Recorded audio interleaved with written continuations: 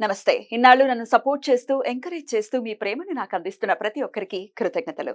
అలాగే ఈ వీడియో కూడా ఖచ్చితంగా మీకు ఉపయోగపడుతుంది. లైక్, షేర్ అండ్ సబ్స్క్రైబ్ చేసి మీ సపోర్ట్‌ని నాకు అందించండి. అలాగే ఈ వీడియో పట్ల మీకున్న అభిప్రాయాన్ని కామెంట్ సెక్షన్‌లో కామెంట్ చేసి తెలియజేయండి. ఇప్పుడు వీడియోని చూద్దాం.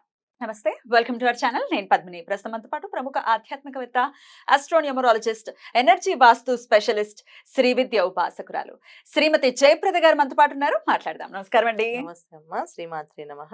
నక్షత్రాల గురించి చాలా అద్భుతంగా వివరిస్తూ ఉన్నారు. అంటే నక్షత్రంకున్న తత్వమే కాదు, ఏ దశలతో వీళ్ళ లైఫ్ అనేది స్టార్ట్ అవుతుంది, ఏ దశ వీళ్ళకి యోగిస్తుంది, ఏ దశలో వివాహం అలాగే కెరియర్ అనేది సెటిల్ అవుతుంది అనేది చాలా బ్యూటిఫుల్ గా ఎక్స్ప్లెయిన్ చేస్తున్నారు. బహుశా ఇలా చెప్పిన వాళ్ళు ఎవరూ లేరేమో ఇప్పటిదాకా కూడా. చాలా వివరంగా తెలియజేస్తున్నారు. అందుకే మీకు ముందుగా కృతజ్ఞతలు తెలియజేస్తూ, విశాఖ నక్షత్ర జాతకులు ఎలా ఉంటారండి? చాలా తప్పకుండా. షార్ట్ టెంపర్డ్ అని వింటూ ఉంటాం వీళ్ళని. జనరల్ గా నక్షత్రాల్లో ఆ. బలమైన గ్రహాల నక్షత్రాలు ఆ ఉంటాయి కదా ఆటోమేటిక్ గా. సో కానీ గురు నక్షత్రం కదా, గురు నక్షత్రం కనుక ఆ పవర్ పవర్ పవర్ ఉంటుంది అందులో. శుభగ్రహం కదా, పూర్తి శుభగ్రహమైన గ్రహానికి సంబంధించిన నక్షత్రాలు కదా అవి. ఆటోమేటిక్ గా ఆ ఎనర్జీస్ కలియుగ ప్రభావం కనుక అది మనకి పొగరగా యారగెంట్ గా మనుషులు యాటిట్యూడ్ చూపించే మనుషుల్లాగా కనిపించే వాళ్ళు ఉన్నారు. 100% ఉన్నారు. అబ్బాయిలు అలా ఉండరు, మళ్ళీ అమ్మాయిలు ఉంటారు. అమ్మాయిలు చాలా స్ట్రాంగ్, అబ్బాయిలు చాలా సాఫ్ట్. ఈ విశాఖ నక్షత్రంలో అబ్బాయిలు చాలా ఒబీడియంట్ గా ఉంటారు. కొంచెం పద్ధతి ఆచారాన్ని పాటించే తత్వంలో ఉంటారు. అమ్మాయిలు పూర్తిగా భిన్నంగా ఉంటారు. ఆచారాలు పద్ధతులన్నీ పక్కన పడేసేయండి అని చెప్తారు 100%. సో ఈ లక్షణాలు ఎక్కువగా ఉంటాయి. ఎందుకంటే ఆ ఎనర్జీస్ అలా పనిచేస్తాయి. మన కలియుగ ప్రభావం కనుక వాళ్ళు అలా పనిచేస్తున్నారేమో. ఇది 100% జనరల్ గా జరిగే లక్షణాలు. అందుకే విశాఖ నక్షత్రం అమ్మాయిని చేసుకోవాలంటే ఆలోచిస్తారు. భయపడతారు కదా చేసుకోవడం విషయంలో. అమ్మాయి విశాఖ నక్షత్రం అమ్మాయా అని అని అడుగుతారు. ఎందుకు అంటే రీజన్స్, లాట్ ఆఫ్ రీజన్స్. అందులో మళ్ళీ 4వ పాదం అనుకోండి, వృశ్చిక రాశిలో పడుతుంది. అది ఇంకొంచెం అగ్రెసివ్ గా ఉంటారు వాళ్ళు. ఇంకొంచెం సాఫ్ట్ నేచర్ నుంచి బాగా ఇంకొంచెం అది ఇంకా స్ట్రాంగ్ గా ఉంటుంది. మాట తీరు ఇంకా స్ట్రాంగ్ గా ఉంటుంది. మామూలుగా తులారాశిలో ఉన్నప్పుడే స్ట్రాంగ్ గా ఉంటాయి మాటలు. ఇంకొంచెం అది ఇంకా కాటు వేసినట్టుగా ఉంటాయి ఆ మాటలు వృశ్చిక రాశిలో ఉంటాయి. సో అందుకని భయపడతారు. సో నక్షత్రం మంచి నక్షత్రమే, కాబట్టి దానిలో ఉన్న తత్వము ఉండే లక్షణాలు, పిల్లలు ఉండే వ్యవహారాలు. ఇప్పుడు ఏంటంటే సాంప్రదాయాన్ని పాటించకపోతే జరిగే సిచ్యువేషన్స్ ఏంటంటే ఇలాగే జరుగుతాయి. చిన్నప్పటి నుంచి విశాఖ నక్షత్రం అమ్మాయికి ఒక పూజా పునస్కారం పద్ధతి మడి ఆచారం నేర్పిస్తే నేర్చుకునే తత్వం ఉంటుందేమో. మేబీ ఇలా ఉంటే ఇలా చేయాలేమో, ఖచ్చితంగా చేద్దామా అనుకుంటారు.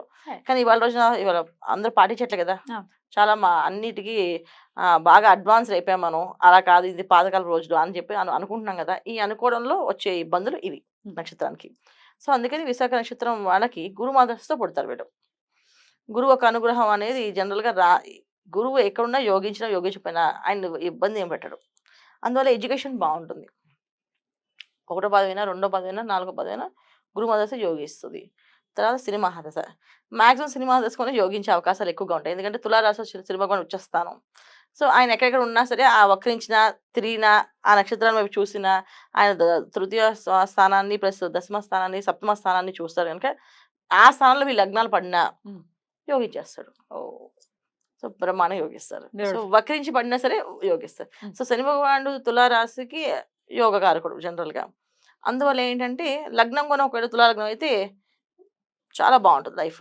చాలా హ్యాపీ లైఫ్ లీడ్ చేసే అవకాశాలు ఉన్నాయి. బాగా చదువుకోవడం, బాగా సెటిల్ అవ్వడం కూడా టాప్ లెవెల్లో ఉండే అవకాశాలు ఎక్కువగా ఈ విశాఖ నక్షత్రం అమ్మాయిలకు ఉన్నాయి. అబ్బాయిలకు కాదు. మళ్ళీ అబ్బాయిలు కష్టజీవులే. విశాఖ నక్షత్రం పుట్టినా వాళ్ళు చాలా ఎంత టాలెంటెడ్ అయినా సరే కష్టపడవలసింది. కష్టపడకుండా హ్యాపీగా కూర్చొని తిన్నా అనేది ఉండదు. చదువు చాలా మందికి రాదు, చాలా ఇబ్బంది పడతారు. దశలోనే పుడతారు కదా, చదువు అయినప్పటికీ ఇబ్బంది ఉంటుందా? అంటే చాలా మంది ఇప్పుడు చూడండి 4వ పాదం వచ్చాడు, గురుమదశ వెళ్ళిపోతుంది ఆల్మోస్ట్ శని మహాదశ అయిపోతుంది. సో శని భగవాన్ ఎక్కడున్నాడు, వాళ్ళు యోగిస్తున్నాడా లేదా, ఒకవేళ పొరపాటున యోగించకపోతే చదువు ఉండదు, ఎడ్యుకేషన్ ఉండదు. ఆడపిల్లలని చదువుకుంటారు కానీ అబ్బాయిల విషయంలో వచ్చేప్పటికి అది చదువు అత్యస చదువులు అంటారు, అత్యస మార్కులతో పాస్ అవడం అంటారు చూడు, అలా అనమాట. ఒకవేళ యోగిస్తే బాగా చదువుకుంటారా? బ్రహ్మాండంగా సూపర్ గా మామూలు చదువు కాదు, బ్రహ్మాండ చదువుతారు. కానీ ఎంత చదివినా వీళ్ళు కష్టపడాలి. ఒక పెద్ద ఆఫీసులో జనరల్ మేనేజర్ అయినా ఆ కంపెనీ మొత్తం బాధ్యత ఆయనకే ఉంటుంది. ఆయనకి టెన్షన్ పడుతుంటాడు, ఎవరు రాచారు ఎవరు రాలేదు, ఈ కంపెనీ లావాదేవీలు ఏంటి, ఇవే చూడాలి కదా.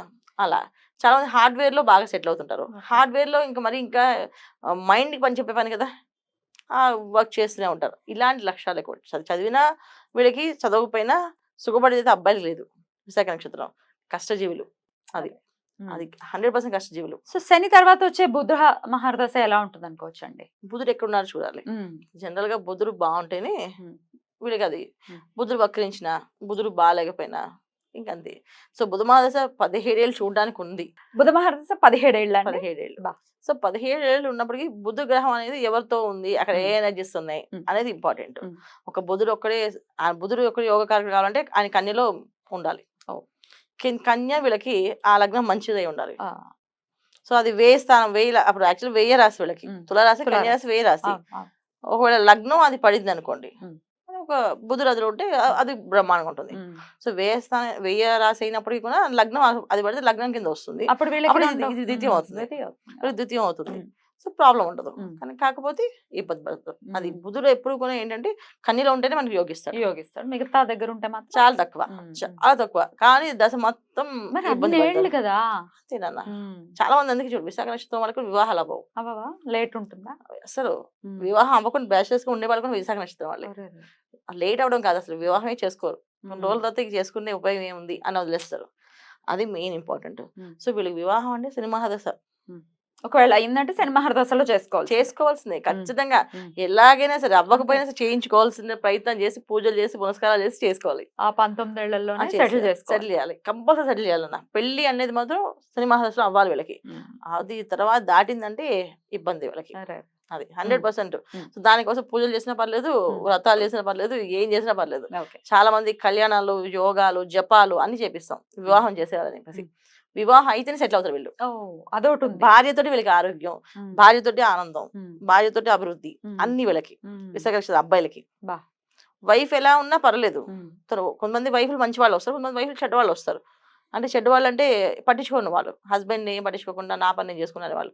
అయినా పర్లేదు వీళ్ళకి యోగం, భార్యతో వీళ్ళకి యోగం అనమాట. అందుకని చేసుకోవాలి వీళ్ళు వివాహం. అందుకే చేపిస్తాం. అమ్మాయిల విషయంలో ఆ ప్రాబ్లం లేదు. అమ్మాయిలకి ఆటోమేటిక్ గా వివాహాలు అయిపోతాయి. అది కెరియర్ ఎప్పుడు సెటిల్ అవుతుంది? సేమ్ శని మహర్దశేనా. శని మహర్దశలో వీళ్ళు మాక్సిమం 99% సెటిల్ చేసుకోవాలన్నా ఏమైనా చేసుకోవాలంటే సినిమా దశ ఒకటే ఆప్షన్. ఇది మిస్ చేసుకుంటే బుధ మహర్దశ అనేది చాలా కష్టం. మరి ఎట్లాంటి ఆరాధన చేసుకుంటే జీవితం ప్రశాంతంగా వెళ్తుందని అనుకోవచ్చు? విశాఖ నక్షత్రం వాళ్ళ అబ్బాయిలకి అమ్మాయిలు డిఫరెంట్. అమ్మాయిలు అసలు ఏ ఆరాధన చేయరు నాన్న, పూజ చేయరు. చాలా తక్కువ మంది. మన పూజ చేశారు అంటే ఒకలో ఇద్దరు ఉంటారేమో, అది చాలా తక్కువ మంది. సో వాళ్ళు నచ్చితే వెళ్తారు టెంపుల్ కి. అది సో రామచంద్రుని ఆరాధించడం వల్ల వీళ్ళకి బాగుంటుంది. ఎందుకంటే వీళ్ళకి వచ్చే భార్య ఎప్పుడు ఓర్పు సహనంతో ఉండి అన్ని విషయాల్లో వీళ్ళకి సలహా ఇస్తూ ఉంటే వీళ్ళకి చాలా ముందుకు వెళ్ళగలుగుతారు. వీళ్ళకి ఏంటంటే ఎప్పుడు కూడా విశాఖ నక్షత్రం వాళ్ళకి అబ్బాయిలకి ఒక మేము ఉన్నాం, మీరు చేయండి, మేము మీకు తోడుంటాం అని చెప్తే చాలా చేస్తారు. ఎవరు లేరు, నేను ఒక్కనే చేసుకొని వెళ్ళాలి, ఎలాంటి జీవితం ఏమో అని అనుకుని వెళ్తూ ఉంటారు. వీళ్ళు ధైర్యవంతులే, పిరికి వాళ్ళని కాదు. కాకపోతే ఏంటంటే సపోర్టింగ్ సిస్టమ్ అనేది పక్కన ఎప్పుడు కూడా మేము చేస్తాం, మేము ఒక చేయి వేస్తాం అనే ఆలోచన ఉంటే బాగుంటుంది. వీళ్ళకి హ్యాపీ అలా ఉంటే, వీళ్ళకి హ్యాపీ, చాలా హ్యాపీ. వీళ్ళకి బాగా కలిసి వస్తుంది కూడా. సో అందుకని వీళ్ళు రామచంద్రుడిని ఆరాధించడం వల్ల, తర్వాత రామలక్ష్మణ స్తోత్రం చదువుకోవడం వల్ల వీళ్ళకి అన్ని పనులు విజయవంతం అవుతాయి. బ్యూటిఫుల్ అండి, చాలా అద్భుతంగా వివరించారు. ఇక నెక్స్ట్ ఎపిసోడ్ లో అనురాధ నక్షత్రం గురించి మాట్లాడుకుందాం. థ్యాంక్ యూ సో మచ్ అండి. నమస్తే. అమ్మా. శ్రీమాత్రే నమః.